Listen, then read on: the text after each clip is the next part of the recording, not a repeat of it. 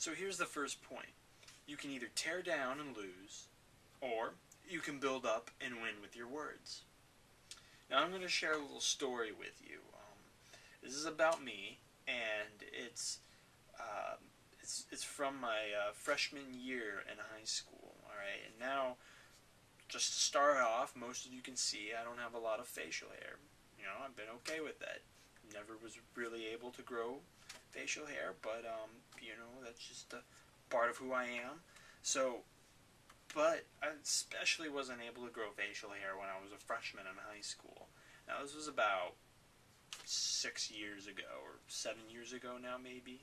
So it's been a while since this happened, but I remember it pretty clearly.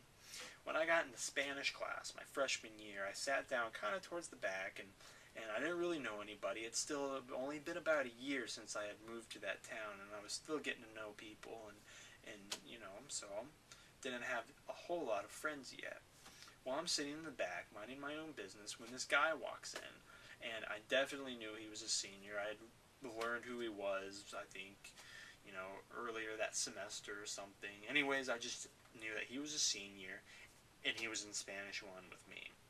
So he comes in, and there's only a few seats left towards the back, and he sits down next to me and stuff, and he doesn't really pay attention to me. I'm minding my own business and stuff. Well, class is beginning to start, and we needed paper for an assignment we were doing or whatever. So he looks over at me, he sees me, and he goes, "Hey, babyface, give me a piece of paper." So I'm sitting there, I'm like, are you kidding me? This guy has the gall to call me this absolutely ridiculous name while requesting something from me. It wasn't even really a request, it was like a demand. Alright, so 1, I was irritated because he was demanding this from me, and 2, he called me this ridiculous name. Alright, I don't have any facial hair, I have nice skin tone, pretty smooth, you know, I don't have that rugged look, but then again, I am 15 years old in high school. Alright, now of course, most of you who are watching this are probably, you know, 12 to 14 years old. Now you probably aren't growing facial hair yet, but don't worry, most of you will soon. I knew plenty of guys in 8th grade who could grow some serious beards. But anyway, that's not really the point. The point is that this guy came in, and he was kind of rude to me. He was calling me a name. You know, and I was sitting there thinking, alright, bud, you know, you're a senior in high school and you're in Spanish 1 with me, alright, so you don't got much room to talk. But I didn't say that to him because I didn't want to anger him any further. But the point is that, I mean, he said this thing to me, and it wasn't a big deal, but the fact that it kind of caught on with a few people that I did know, and they just thought it was funny, but it kind of hurt my feelings, you know, and I didn't really let that show because it truly wasn't a big deal. But what it did is made me think about how I treat other people. You know, I could say mean things to other people and make myself feel better, you know, but that would be tearing down, and that is a lose. Or I could be nice to them. I could be encouraging, and I could say nice things, and that is a win. Now I have to think about that, especially with my sisters.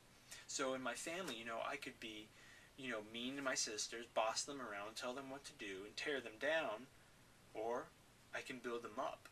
And building up is a win.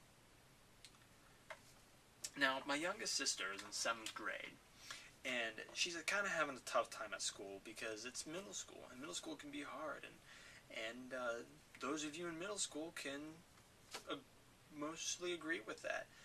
You know it's tough. I know it was tough to me. It's not the easiest time, but it always helps when somebody's nice to you, when they're encouraging to you. So I say nice things to my sister, you know, as much as I can. You know, 1, because she's my sister and I love her, and 2, it's encouraging and it lifts people up. So I congratulate her after she competes in cross country, or she has a band recital, or makes a good grade on a test, because that builds her up, and we win together as a family when I do that. Alright, so you guys remember Joseph, right? We were talking about him earlier, and we talked about his brothers, how they hated him and didn't have nice things to say about him. Well, it gets worse for Joseph. And I'm going to jump ahead a little bit and summarize what's going down here. Alright, Joseph's dad had sent him out into the pasture to look for his brothers because they were out tending to the flocks. And as Joseph was approaching, his brothers saw him from afar. and immediately they began to plot against him, and they came up with a plan to kill Joseph. Okay, so you think you might be dealing with some problems. Joseph has got a pretty serious one right now because his brothers are planning to kill him. As you learned in the previous story about the other family, his brother did kill the other brother. But that's not what's going to happen here for Joseph. He gets a lucky break, and his brothers decide they're only going to strip him of his clothes and sell him. Well, it's still pretty bad, but it's better than being killed. So Joseph, he's stripped down, he's thrown in this pit, and then he's taken out, and he's sold to these travelers who are passing by, and then that's the end of him. His brothers have gotten rid of him. Well, he's taken all the way down to Egypt and sold again.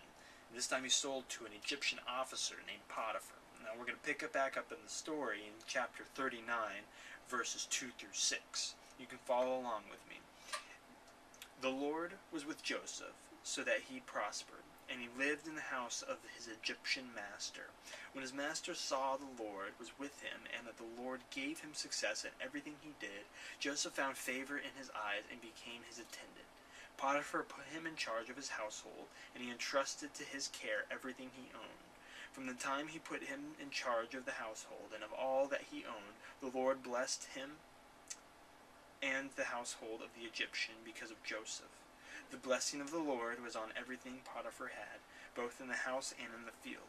So Potiphar left everything he had in Joseph's care, and with Joseph in charge, he did not concern himself with anything except the food he ate.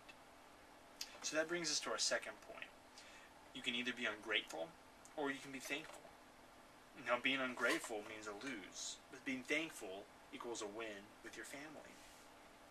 Now, sometimes you might think that you were deserving or something.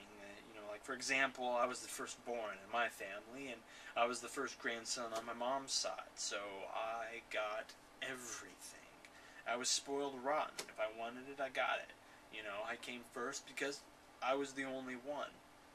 Well, when my first sister came along, I wasn't too happy.